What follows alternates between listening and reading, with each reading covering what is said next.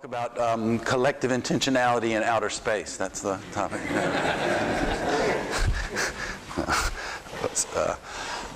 Okay, well, thank you very much for the invitation to come here. This is not my usual crowd, and I hope to learn a lot. I already learned a lot talking with Michael Bratman on the train on the way here, so already a success, and we'll look forward to the 2 days. And interdisciplinary indeed. I'm going to talk to you a little bit about children and chimpanzees, and I hope by the end you'll see that it connects up to your concerns, because indeed I've become especially interested in issues of shared intentionality. So I've been interested for some time in the evolution of human cognition and how we can explain this mystery that is the fact that one species on the planet has cities and computers and language and Arabic numerals and all of these things that we have that other species don't have. And my general story has been from my 99 book, which probably is what most of you know, has been that what makes humans different is that they understand others as intentional agents, like the self, and therefore they can engage with others in particular ways having to do with special forms of social learning and teaching, for the transmission of culture, for certain forms of communication, language, symbolic communication, certain kinds of collaboration. And the idea at the time, based on the empirical data, was that other primate species did not understand others as intentional agents. And so this understanding enabled humans to do all these things that apes didn't.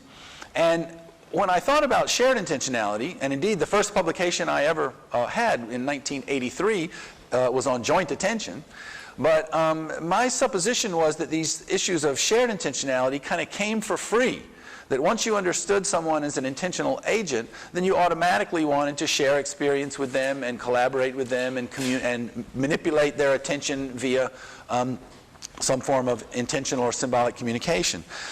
But I show my little cartoon of the desert island because the idea was that you had to be both adapted for culture, but you also had to grow up in a culture, and that a child who grew up on a desert island would not end up with fully human cognition, because they're adapted for culture, but there's no culture around. So again, what I thought the top part was all that was necessary, understanding others as having goals and intentions, and understanding that others have perception and attention, and I thought the shared intentionality came for free.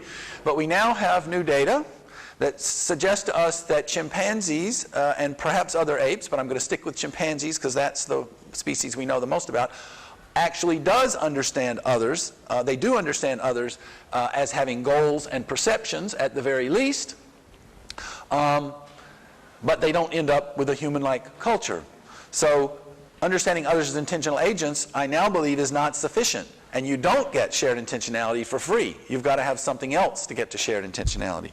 So the main body of my talk here is really mainly empirical, and I'm going to hope in the discussions that we can do the kind of analysis that might help us understand a little better. But I'm going to try to demonstrate to you that both chimpanzees and the young infants, and I'm actually going to focus on the chimpanzees because it's only 45 minutes or so to talk. I'm going to stick with the chimpanzees on understanding intentional action and understanding perception, and then I'm going to come to shared intentionality in the second part. So the general empirical claim is going to be chimps do understand others as goal-directed, perhaps intentional agents, depending on your definition, but they don't still participate in shared intentionality, and I'm going to try to demonstrate that empirically also. So understanding intentional action. Here's one of the experiments that helped change my mind about this. Okay, the substance of this experiment is that we're giving chimps food, okay? And then every once in a while we don't give them food. But we don't give it to them for one of two different sets of reasons. In the one case, we call it, this is our unwilling and unable experiment. So in some cases, we're just unwilling to give it to them. So I just let it sit in front of me, or in this case, what you're going to see here on the video is I'm going to tease them. Not me, but Brian Hare is going to tease them. So I'm just unwilling to give it to you. My goal is to keep it for myself, and that's that. Or I'm trying to give it to you, but I'm unable to. So I'm holding it out and giving it to you, but I'm dropping it accidentally, or I'm trying to get it out of some package, but I can't. And the hypothesis is that chimps will distinguish these, and when you are trying in good faith to give them the food, they will wait patiently for you to get your act together and get it to them. But when you're just being unwilling and you're not want to give it to them, then they're going to do things like leave earlier and maybe get angry with you. So here's you're going to see the first condition here is going to, you can't see it too well, I'm sorry about this, but this is Frodo, he's one of our male chimpanzees, and this is Brian Harris trying to give it to him, but, okay, so he's getting a little frustrated here, but he's hanging in, right? So he's hanging in, and Brian is just clumsy, and, okay, and he stays hanging in.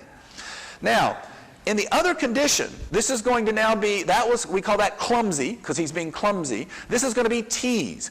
Now, Brian is programmed to look exactly the same way, and he's going to hold out the grape, and it's going to come back. Notice that in the previous one, the grape rolled back down the table, and that's because we want the food to go out and back, the hand to go out and back, and the eyes to be in the same place.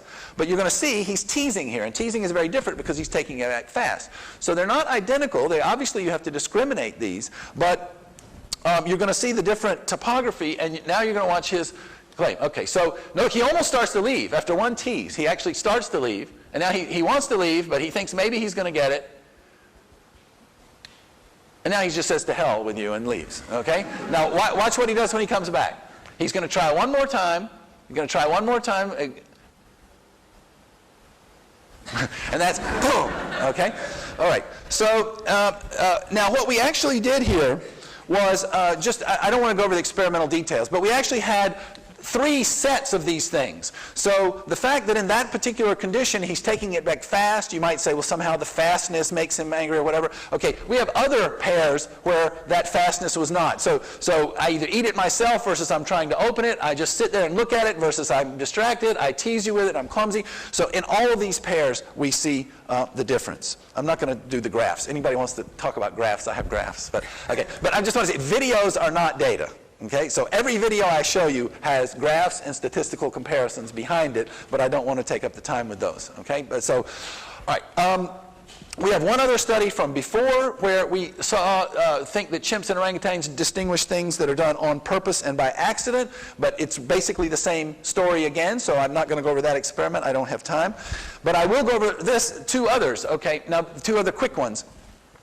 These are 3 young human-raised juvenile chimpanzees, and we're going to do a kind of an imitation type paradigm. Now, those of you who know my work know that I've tried to demonstrate in a number of places that chimps are not very good imitators compared to human children, and that's true, but these are human-raised ones, and they do some special things.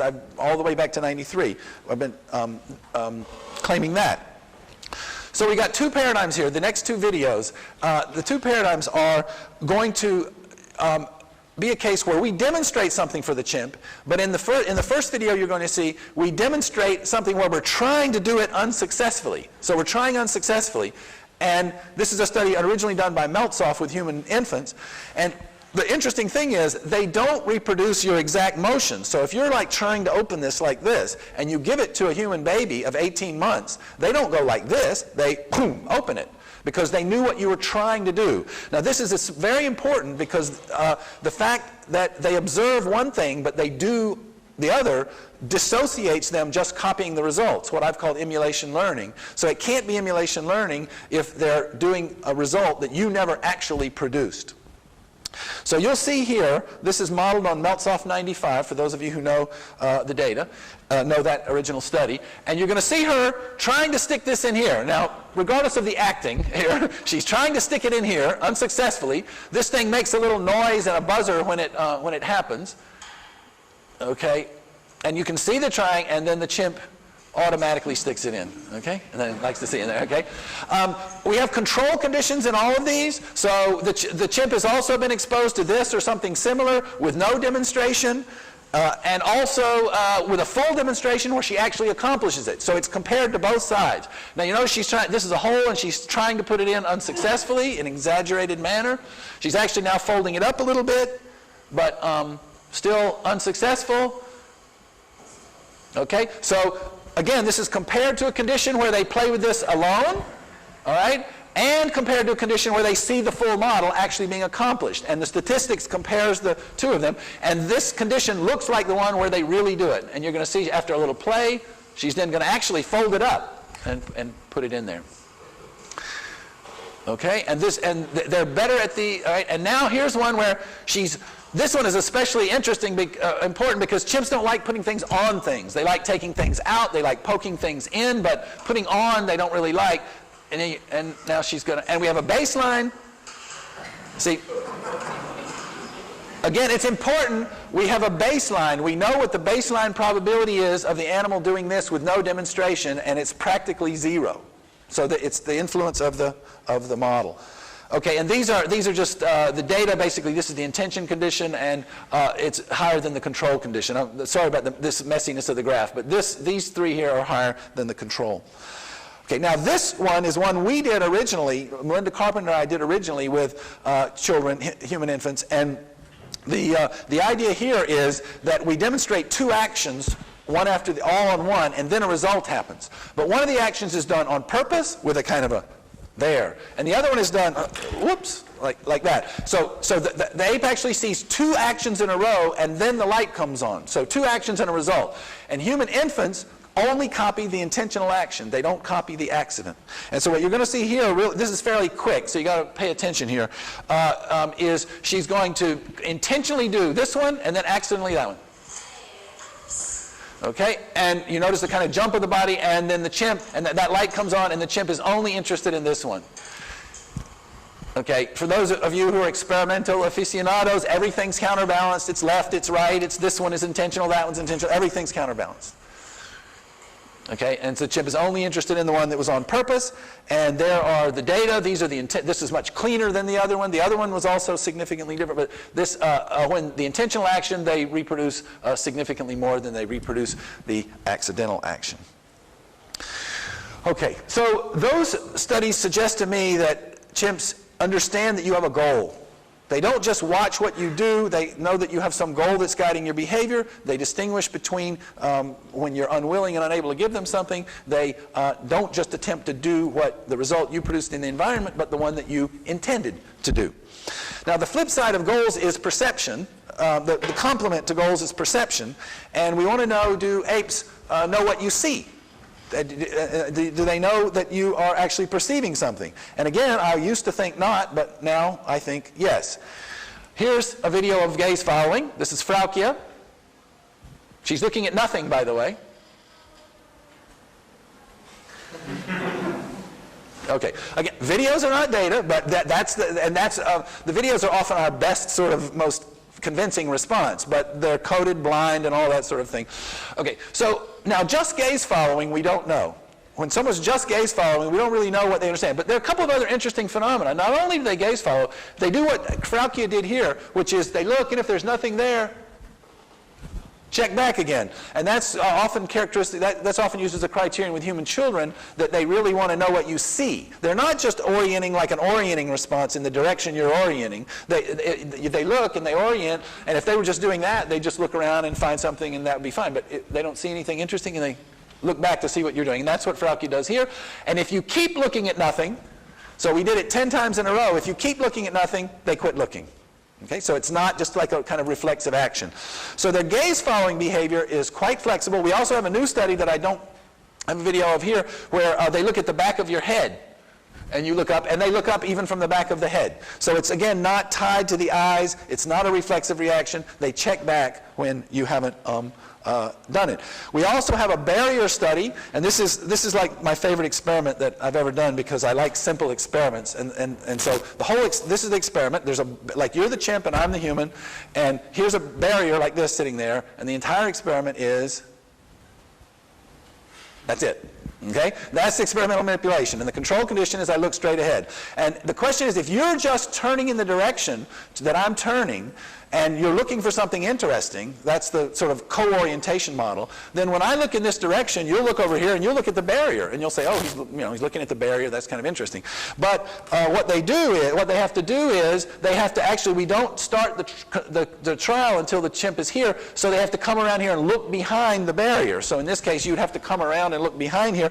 So they really are trying to target what you're looking at if they pass this, and indeed, they do. We had 4 different kinds of barriers. So again, this one is a room like this is a solid wall here, and we just look into the other room like this, and they have to turn around backwards and go back and look through the doorway, and they do that. There are 4 different kinds of barriers that we have here, and the control condition, when you look straight ahead, it's more. I don't have a video of the chimps, so pretend like this is a hairy little thing here instead of a baby, and so you can see how it works. This is a 12-month-old baby. And just so you can catch the idea here. She's looking behind the barrier here, and the baby comes and looks around behind. Okay? And in the control condition, she just looks on the other side of the barrier. And so the chimps do something like that as well. We have another study that some of you may know has gotten a lot of publicity with a debate we had with Danny Povinelli in Trends in Cognitive Science. Less than totally civil debate we had. And the basic paradigm, there are this is a whole series of studies, and I have given a talk on just this series of studies for an hour, so they have control conditions coming left and right. The basic idea is very simple, though. A dominant and a subordinate chimpanzee are looking under 2 guillotine doors into a center room, and there's food in the center room. And the basic idea is simply that the subordinate can see a piece of food that the dominant can't see. Okay, and it's important that the subordinate is released just a moment early. But the subordinate's released first, and the subordinate has to choose where to go, and then the dominant's door comes up. And what we find is that the subordinate does not go equally to these 2 pieces of food. The subordinate goes to the piece of food that the dominant cannot see. That we have, as I say, lots of control conditions. I'll just mention one. One of them is you might think that the subordinate thinks that the dominant's actual access to that is blocked by the barrier, so we have a clear plexiglass barrier. And in that case, then, the subordinate does not go preferentially for either one. The subordinate either stays in the cage quite often or goes to the 2 of them equally. We have other versions of it where there are 2 barriers. So notice there's only 1 barrier. We have another version where there are 2 barriers. And now, if I'm the subordinate and you're the dominant, then here comes the food, and you watch it being hidden.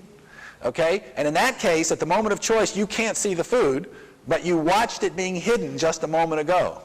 Right? And in that case, the chimps don't go for it. The subordinate doesn't go for it, because even though you can't see it now, I know that you saw it being hidden just a moment ago. And the control condition is your door is down, it's hidden. Now your door pops back up a little bit. Now it's exactly the same as the other condition. You can't see it, I can see it, but now you didn't see it hidden a moment ago. In that case, they go for it. So they know what you have seen in the immediate past as well as what you see right now. And we then did one where we switched out the dominant and we switched out dominance. So you're the dominant, you saw the piece being hidden, I watched you see it being hidden, but then we switched you for another dominant. And now if you've been switched, now it's safe to go for it, and I go for it. So I know I'm tracking that knowledge to individuals. Right? So this whole series of studies was the one that convinced me for certain to a 95% p less than 0.05 probability that chimps really do know what others see. Okay. Okay. So apes know. This is my current lab's current thinking based on these studies that apes know that others pursue goals persistently. The word persistently is meant to indicate they pursue goals around obstacles and they look past barriers and whatever, so they pursue the goals. They know that others are pursuing goals and that they will keep doing it around with using different means and around obstacles, etc. They also know that others perceive things. That I do not, I don't know how you want to think of that. Maybe if you don't like that, you can leave that out. That others perceive things, but they even do it in the barrier situation where there's a difference between what I see and what you see. It's not, and the not known is the part that I skipped over, so I'm gonna leave that off for now. Okay, so this is one of those cases where, how is it said? A beautiful data destroyed, a beautiful theory destroyed by some ugly data, but not ugly data, beautiful data. But once we got these, and these data have all come in the last few years, then the theory that I had in the 99 book really doesn't hold anymore. So now I've got to say, what is the difference? And that's where I became exposed to some of the work on shared intentionality, and I guess that's why I'm here. So now I'm thinking, okay, something else has to be going on. It's not just understanding others as intentional agents. It's somehow engaging with them in something more collaborative, and it doesn't come for free when you understand others as intentional agents. It's something additional. Okay, so sharing intentions. I understand this to be I'm going to talk about two sort of sets of data, understanding and expressing communicative intentions. And this is something I guess I would like help thinking about from some of you who have thought more about these things than I have. But communicative intentions, and I'm thinking of the sort of Gricean structure of communicative intentions, of the human communicative intentions, where I intend that you, something toward your intentional states. I want you to know something, or I want you to pay attention to something, or this. So we have intentions toward others' intentions or intentional states. And so communicative intentions are, and of course people like Herb Clark have emphasized that conversation and linguistic communication, and human linguistic communication, is itself a collaborative act of shared intentionality. So I want to talk a little bit about communicative intentions and then collaboration of where we really do joint actions. So the prototype of what most of you study in terms of joint actions is going to come second, and I'm going to talk about communicative intentions as a sort of a special version or a step on the way, and I hope you can help me think about it. Okay, now here is our most perplexing piece of data. Chimps are doing all of these clever things. They're following gaze, they're knowing what others see, they know that others have goals. All right, we got them in this competition experiment. They're doing all these incredible things. They're ignoring the clear barrier. They know that this guy saw and this guy didn't see. Now, here's an experiment. I hide food in one of two buckets, okay? You don't know where it is. You're the chimp. And I go, and I know you won't believe this, but chimps choose randomly. I have people ask me, well, you said they follow gaze. Yeah, they follow gaze to the bucket you're pointing at. They follow your gaze to the bucket, and then they choose the other one. Okay, we've been debating this in our lab for some time now about how to think about this and what are we doing wrong and what else could we do. And what they can be trained, by the way. And it takes them about 100 trials. In 100 trials they can learn this, but okay, they don't do this. So what's going on here? Well, we thought about it a number of different ways, but my favorite way of thinking about it now is the following. Suppose, okay, so here's, okay. What does that mean? Okay, of course you don't know, because deictic gestures, like pointing, only mean something when we have some kind of a shared joint attentional scene is what I called it in the 99 book, but some kind of a shared understanding. Herb Clark talks about common ground. Common ground, joint attentional interaction, something where we've got the common ground. If, for example, I know that you're looking for your pen, and I go like this, then that's immediately meaningful, right? Because we have the shared thing that you're looking for your pen, and then this clicks in, and it means something. If you don't have that shared frame, okay, it's nothing.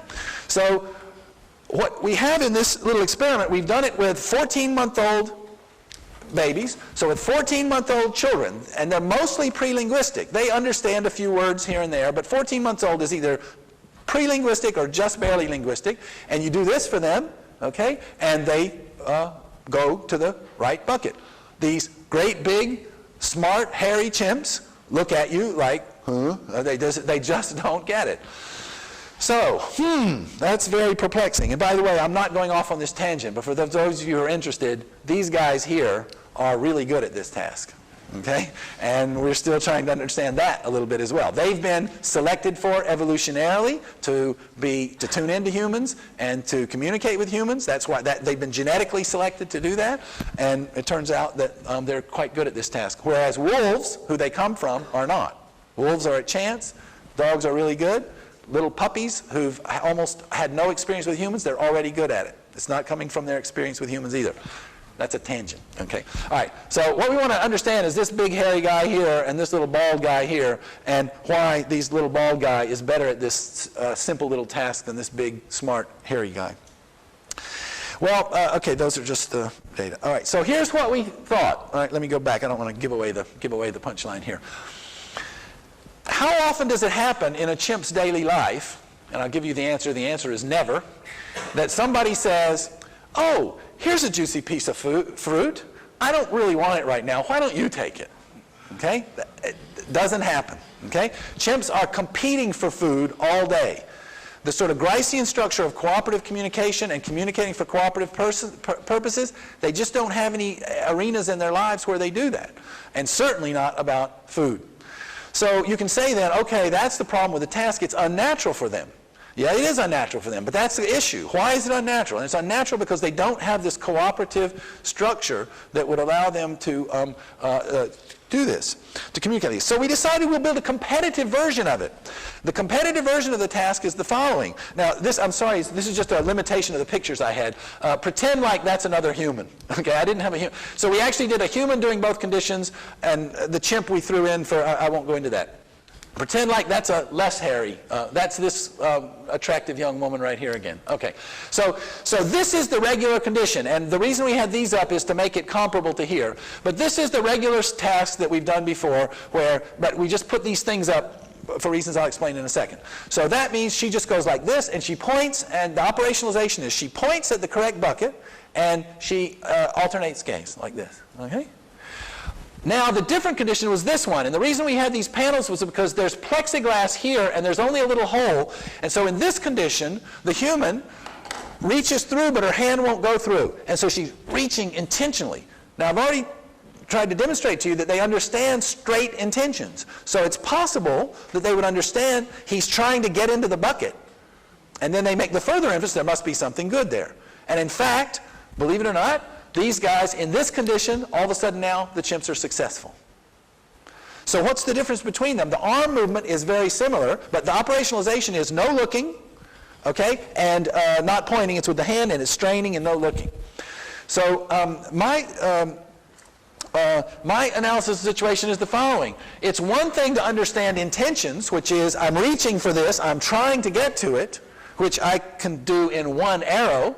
Now, yes, they have to make the next inference that once he's trying to get to it, it must be something good there, but that's a fairly simple inference for them apparently. But communicative intentions, and I've had many people who think I've got too many arrows here, but I can justify every single arrow, okay? That a communicative intention, when I point like this for Elizabeth, this is a social act directed at her. And that's this intention. My intention is something toward her. And I'm attending to that microphone, to that speaker over there, okay? That's my line here. I'm attending to it. And I am inviting her to follow my attention, which is this arrow here. So I think the communicative intention, the cooperative Gricean communicative intention, it may be even more complex. I've left out issues of the Gricean thing, you know, that I'm displaying it, and you have to do it by virtue of recognizing my intention that you, okay, I'm leaving out all that. This is just the simple thing of me having intentions toward your attention to this thing.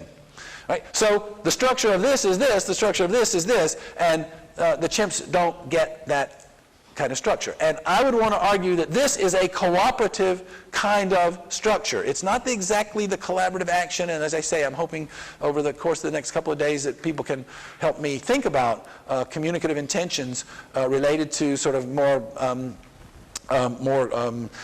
prototypical collective or joint action, but it's clearly something in that direction. And in addition, the sort of shared frame that we have to build for the pointing to make sense is clearly some kind of shared intentionality of one kind or another. Joint attentional frame or common ground or whatever is something built in common and shared, and we know that we share it, of course. The mutual, some kind of mutual knowledge, or maybe joint attention is or mutual manifestness or something along those lines. Okay, so one of the things that we think has happened in evolution is that apes and all primates in general are generally adapted for competition. They compete for food all day, every day. If I try to give food to one of the subordinate chimps in our group, you try to give them food, and the first thing they do is they look around. Where's the dominant? Okay? They're competing for food. That's what they do, especially about food, but they're competing for mates. They're competing for everything else. Humans, of course, have this as well. We demonstrate it all the time. We lie and cheat and steal and have wars, and we do all kinds of competitive things too. But in addition to that, humans have some kind of cooperative overlay, and I think Joe Hendrick is going to talk more about the evolution of those kinds of motives and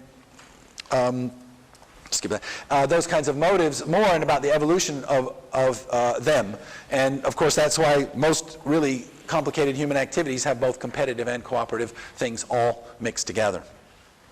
So I've talked a little about understanding communicative intentions, so let me just say a couple of things just basically through pictures about expressing communicative intentions, again in something like a Gricean way or a relevance theory kind of way. Here's a behavior, everyday behavior. You can go to a restaurant or a playground or a zoo and see it 10 times in an hour among the children. It's a very common everyday human activity, unique to the species. No other species on the planet does this. Okay? This is just a simple attention directing, pointing. I'm going to assume for purposes here that we understand her intention, and her intention is declarative. That is, she doesn't want anything. She's just saying, ah. So you can tell the difference. When a kid points what they call imperatively, when the kid wants something, it's any of you who have children recognize this. Okay? But when they just see something that's interesting, they can go, right? And it's a different attitude. That's the sharing attitude. I just want you to look at it and say, isn't that cool? Sorry, I'll just show you one other thing. Here's another expression of the motive that's not in pointing, but in a similar behavior. That's called showing.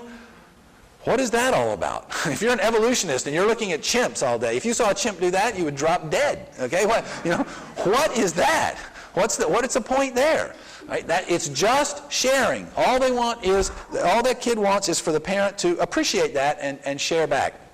So not being content with a sort of a straightforward interpretation of along those lines, we actually did an experiment where we waited till the kid pointed. So we jiggled around some little toys, and we waited for the child to point. These are 12-month-olds, by the way. 12-month-olds is pre-linguistic. Okay? They might understand a few words, but it's basically pre-linguistic. So we waited for the child to point, and then we did one of four things in different conditions, just testing different hypotheses. So if your hypothesis is children point because they want you to look at it, okay? So child points, and I go, they're not very happy about that, okay? That's not what they want. You might say, well, they just want to get you excited, or they just want your attention, in which case I go, oh, isn't that great? Well, but I don't look at the object. That's not what they want either. What they want, of course, is what you would do naturally without thinking about it. Oh, that's great. Wow, yeah, huh. Okay? So they want both the sighting of it, the content, and they want you to join them in your appreciation of this neat little thing going on.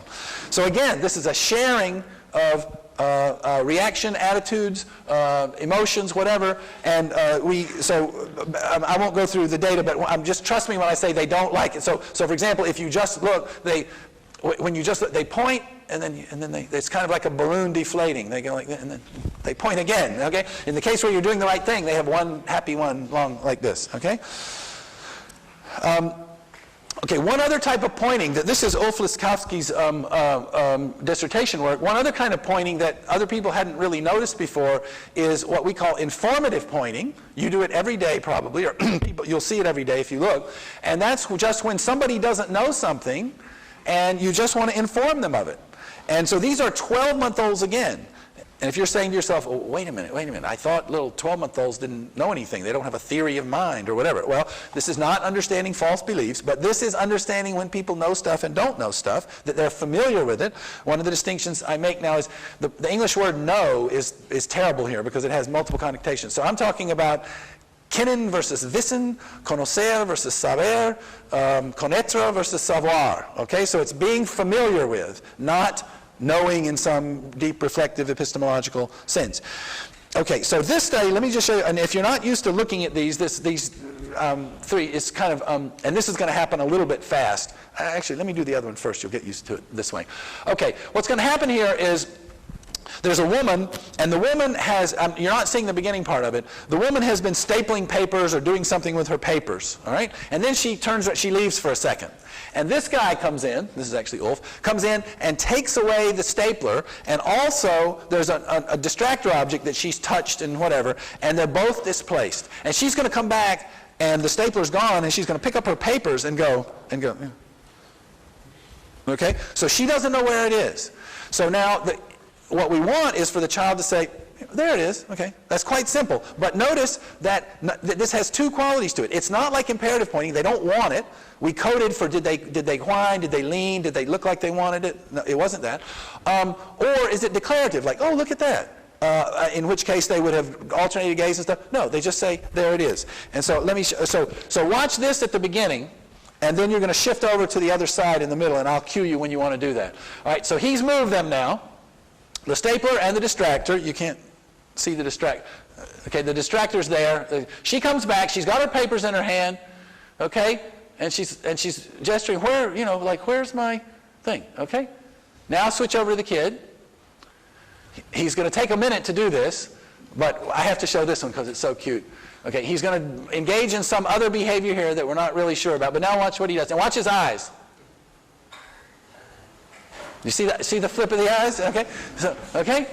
All right. We also noted after he gets it, if the kid really wanted it, once the person retrieved it, they would continue pointing or even pointing more. Like, yeah, you got it. Now give it to me. Okay. They don't do that. Once the person gets it, then once the adult gets it, then they're done.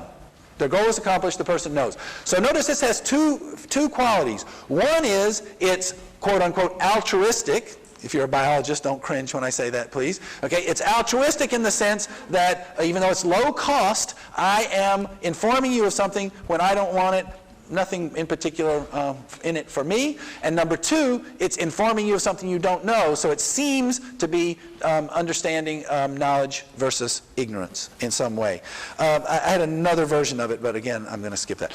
Okay, so kids point and show things in these ways that I've just showed you. Apes do not point, they don't show things, they don't offer things. I'm going to show you a little film in a minute. They don't say, here, take this. Okay? The different giving is, take this. Maybe they do something like that, not really or hardly very much. But offering, where I say, here, if you would like, you can take. They don't do that, and they don't instruct. Yes, I know Bosch and Bosch 91, but I don't believe it. Okay. Okay. So here's what they do. This is chimp gesturing. This is play. And notice a couple features. This is dyadic. This is not about some third thing. This is not communication about an external topic. This is not Elizabeth and I looking at the speaker together. This is direct, face-to-face, dyadic, and it's imperative. I want something from you. So it's not, isn't that interesting? It's do this, do that. And so it's dyadic and imperative. Okay, so that's the structure of communication. So, some of my thoughts and studies on the structure of communication in young human infants and apes. And I think these collaborative issues and shared intentionality are here. I actually have an analysis where I think what kids are really doing is I want you to share my goal, I want you to share my attitude, and they're inviting you to share. So it's an initiation an invitation to engage in this collaborative, either appreciating or attending to or whatever. Okay, I'm gonna stay in my time. Don't panic. Okay, I have maybe 5 or 10 more minutes, and that'll give us a little bit of time for discussion. So now I'm going to get to the prototype of shared intentionality that is it's mostly studied. That is in joint actions or collaborative actions. I think maybe I won't set this up. I think I'll just let you watch this and think about what does the child understand of this interaction. This is this is a game. The child saw 2 adults do it just for about 10 seconds. Okay, and now it's the child's turn. The other adult gets out of the way, and it's the child's turn. Okay, it's a silly game, right?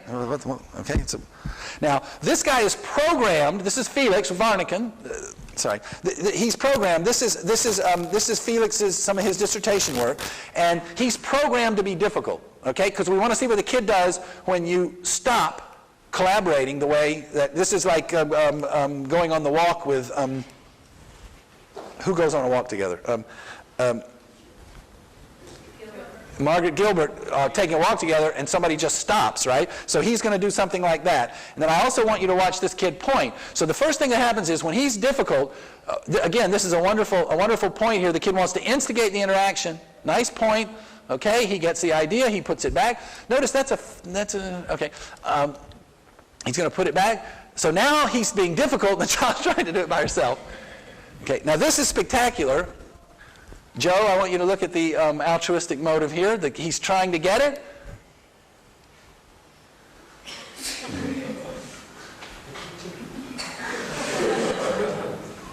He doesn't put it back on the trampoline. He gives it to him. Okay? All right, now, does the kid understand the 2 roles? Does the kid understand not only his role, but also, this kid is 24 months, by the way, but now he's being difficult.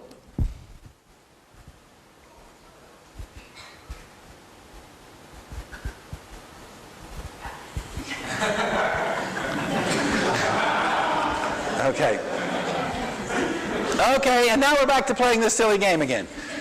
Okay, so our contention is that the child understands. I have a sort of metaphor I use, that children, even at this early age, they understand the collaboration from a bird's eye view. It's a holistic view of the collaboration. The 2 roles are understood in the same representational format. My own role and the other role are both all one. It's holistically understood.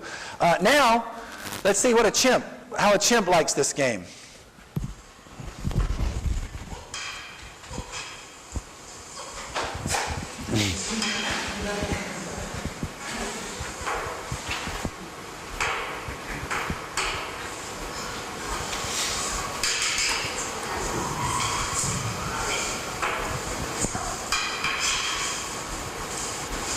Okay, so there's nothing hard about this. This is not cognitively difficult.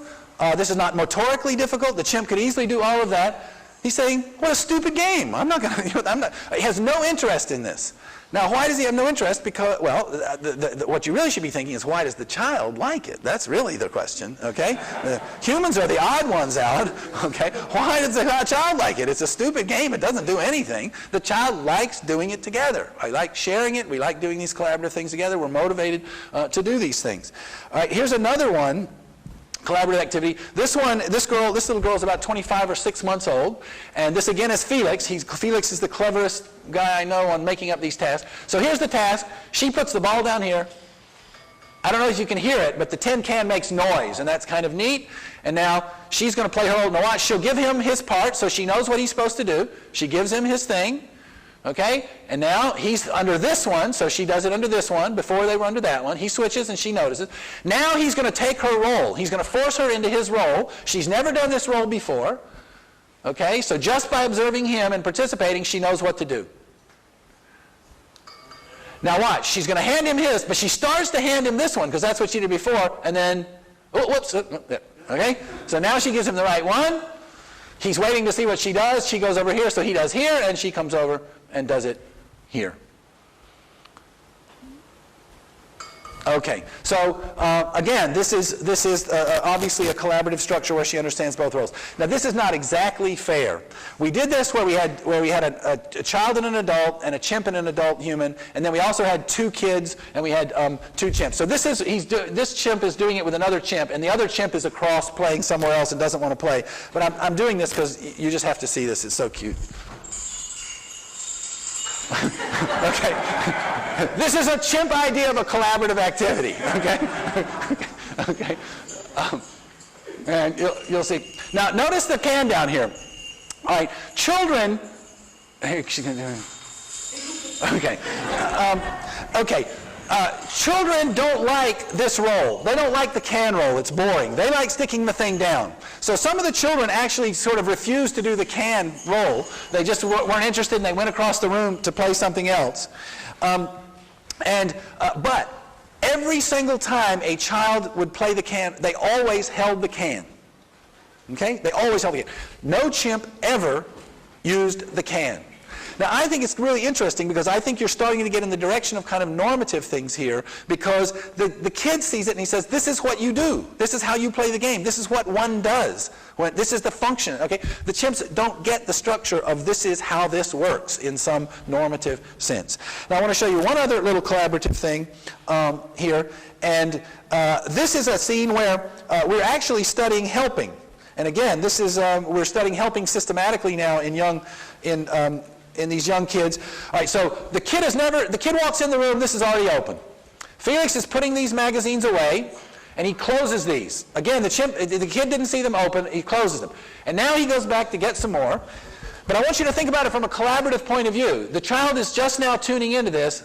Oh, okay. Yeah. The child opens to help him. He joins in his project, as it were. Watch a nice point here, so he tells him where they go in case he doesn't know. And now this is closed. You're going to tell him again in case you didn't see it. They go there. Okay? Okay, so this is the child's entire experience with this activity. And now Felix says, oh my goodness, I forgot some more. And he goes across. Now watch, the kid already knows what to do. This is now becoming collaborative before he even gets in the picture. He's going to open it up, and again, he's going to tell him exactly what to do in case he doesn't know. Now notice that point is something like, here's where they go. He's not pointing at the magazines, he's pointing at an empty shelf. And by the way, he doesn't even pay attention to him. And now he knows to close the door. So I think we were studying helping, but over trials, what happens is the child now starts tuning into it and makes it collaborative. The kid's playing his role, and there they go. That kid is only 18 months old. So 18 months is, kids normally have a handful of words, so very little word combinations or syntax or anything like that. We've also done these little, I'm almost done. We had these, we also did these little role reversal things to look for kids' ability to understand role reversal in a very simple paradigm, just to see how low we could go if we got really, really simple. So what we did was we would give the kids something like this, and we would hold this out in a kind of an offering, and we would encourage them to put this in. Okay? And then we give them that and just sit here like this. And they're supposed to offer it back to us for us to put this in. So it's got a collaborative structure, but it's very, very simple. And we actually get children as young as 12 months of age, pre-linguistically, engaging in this very simple collaborative so we had about 5 or 6 of these. Put something in, hang something on, poke something in, and you do the role switching. Okay, so the structure from our point of view, and I know that those of you who think more deeply about this and philosophically about this is ridiculously simple, but the minimum thing is you have to have a shared goal, and the shared goal means we're doing it together, we know we're doing it together. I'll just invoke Bratman 92 and just plug that in there. Okay, and then in addition, we have joint intentions and attention. So I have my plan, my role, my intention, your plan, intention, role, and these are, again, invoking Bratman 92, meshed. We're meshing our plans in pursuit of the common goal.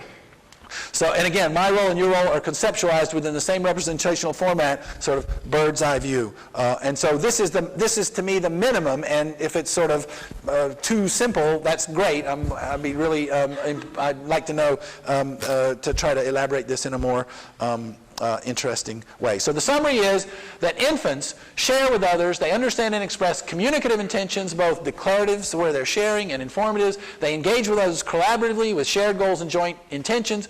Apes very likely, it's empirical. So far we don't have any evidence. We put them in situations where they should do this and they don't. They don't really understand communicative intentions. They don't really have motives to inform others or to share things with others. And they don't really engage with others collaboratively.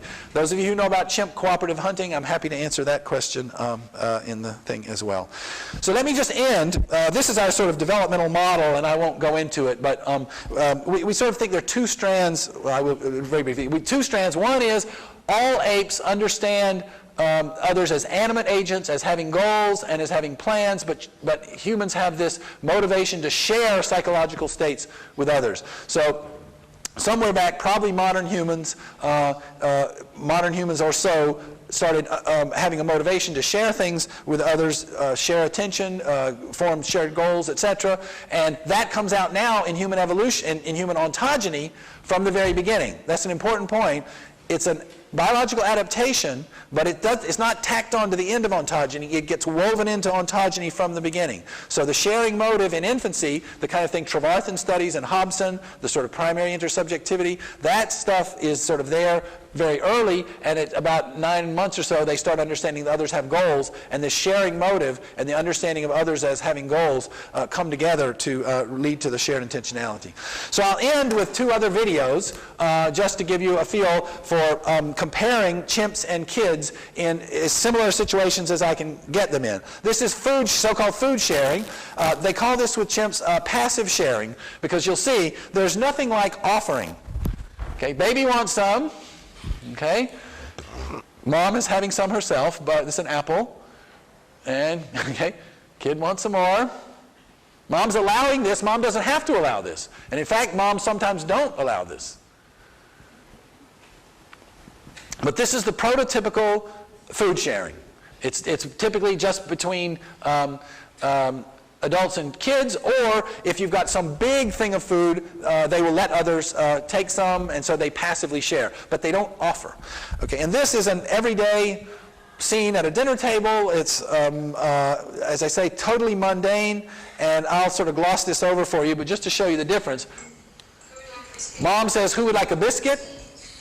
She says, "Jessie." Biscuit is British for cookies. Okay, she brings it down. Child says, "Grandmommy and Grandpappy bought this." Useless comment, just declarative. Okay, open it. The kid requests to open it. Okay, now just to show you that it still has some chimp left in her. Okay, okay. Now mom is going to coerce the child into offering one to the guest,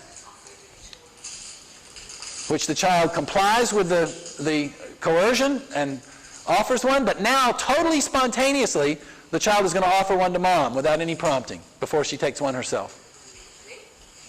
Okay. Okay, so what you see here is requests from the child, offers from the mother, offer from the child, so requests and offers in a much more active way, not to mention comments, and mom ends by saying, "Oh, I have chocolate fingers." Okay, I'm trying to imagine a chimp saying, "Oh, I have chocolate fingers." Okay, so my general conclusion, let me just say my general conclusion then is simply that as you get more in the direction of shared intentionality, that's where these little human toddlers really look more different than the apes as compared with all the other things we can look at. Okay, thank you. Thank you.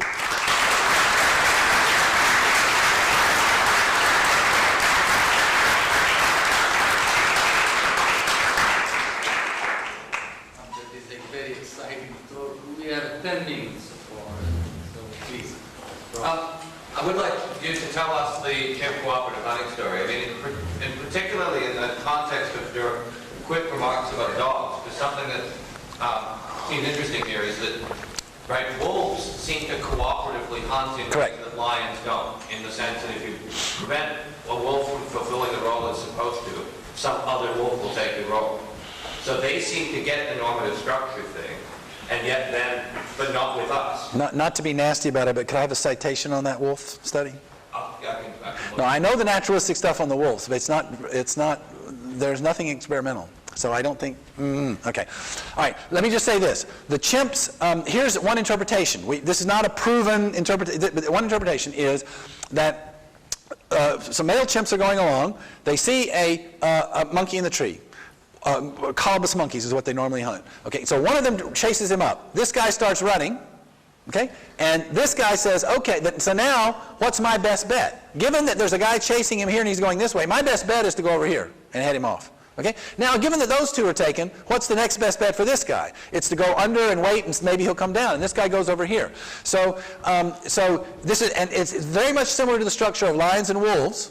There's nothing different about the chimps as compared with lions and wolves that anybody can tell, and that's the opinion of Cheney and Seyfarth as well as myself. And basically, I would say then that from a sociological point of view, in this case from a bird's eye view, it's very complex. But from each individual's point of view, it's quite simple. And so this is some kind of whatever emergent structure or something, but the individual psychology of it is not collective. They don't plan ahead of time. They don't have a shared goal. I don't think, so again, invoking the Margaret Gilbert kind of thing, if chimps are doing something together and one of them just stops doing it, nobody gets offended.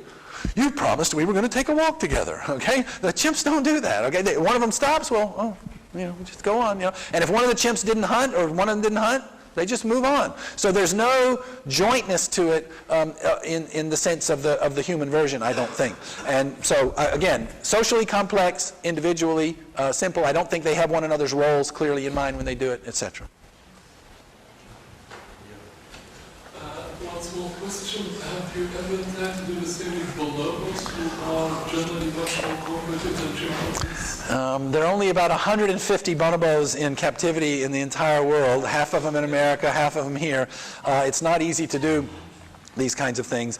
So the short answer is no. But it's very interesting, and we're working on a way of being able to do that. There's a wildlife, what do you call it, a sanctuary for bonobos down in Africa, and we're trying to find a way to get down there. We have 4 bonobos in Leipzig, but 4 is not enough to really tell anything. Well, just to think that in Belgium, the Brussels, they have quite a big... They have 11, yes. In Plankendahl they have 11, yes. But anyway, we have tested them on the understanding communicative intentions, the pointing. They're just like chimps in that. We have not done any of the collaborative things with them, so we don't know. But you're right, they do seem to be more tolerant of one another for sure. Whether they have the sort of cognitive ability to form a joint goal or something, I would have my doubts, but they are more tolerant and so would be more likely to be good candidates for it, and we're working on it. You made the distinction between competition and cooperation in order to explain why you don't understand. Yep. Intentions, but competition often involves cooperation. So all of the types of competition you cited, back war, involves collaboration. Yes. And the chimps, it seems to me, even in the passive sharing, there's a sense of cooperation. They allow it. Mm-hmm. And Gilbert, in fact, thinks that joint commitments occur in circumstances of duress or persuasion.